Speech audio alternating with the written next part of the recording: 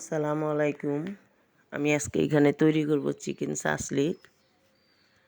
তার জন্য পরিমাণ মতো মশলা দিয়ে দিলাম। এখানে আমি দিয়েছি লাল মরিচের গুঁড়া, লবণ, কালো গোলমরিচের গুঁড়া, গরম মশলার গুঁড়া, চিলি ফ্লেক্স আর সয়া সস।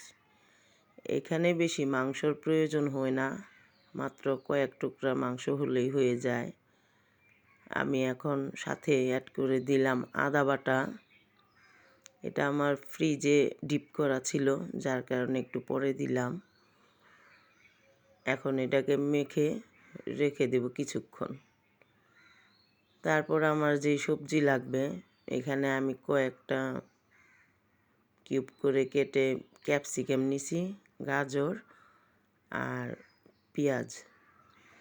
এখন আমি এগুলাকে একটু হালকা হাতে মেখে নিলাম। এখন প্রত্যেকটা সবজি আর মাংস একে একে কাঠির ভিতরে দিয়ে দিব। আসলে শাসলিক বানাতে তেমন কিছু লাগে না, ঘরে থাকা যা কিছু থাকে ওটা দিয়েই আপনারা বানিয়ে নিতে পারেন। কাঠির ভিতরে আগে মাংস দিতে হবে বা সবজি এমন কিছু না, যার যার মতো করে সাজিয়ে নেবেন। এই তো হয়ে গেছে। এখন আমি টমেটো সসের সাথে একটু চিনি দিয়ে মিক্স করে নিলাম। এই তো হয়ে গেল আমার সবগুলা গাঁথা। এখন ফ্রাই প্যানে আমি তেল গরম করে নিলাম, নিয়ে একে একে কাঠিগুলা দিয়ে দিলাম। এখন আমি টমেটো সস ব্রাশ করে নেব।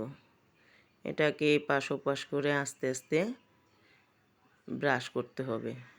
আমি এখন মাঝারি আঁচে এগুলাকে আস্তে আস্তে ভেজে নেব। যখন এই পাশ করব ও পাশ করব, তখন আমি ওই সস দিয়ে ব্রাশ করব। অনেকেই ভয় পান এটা বানাতে, আসলে তেমন কিছু ভয়ের নাই। আপনারাও ট্রাই করবেন। ধীরে ধীরে এটাকে ভেজে নেব। এই তো কালার চলে আসছে। এই যে হয়ে গেছে আমার সাসলিক। আপনারাও বানিয়ে নিন।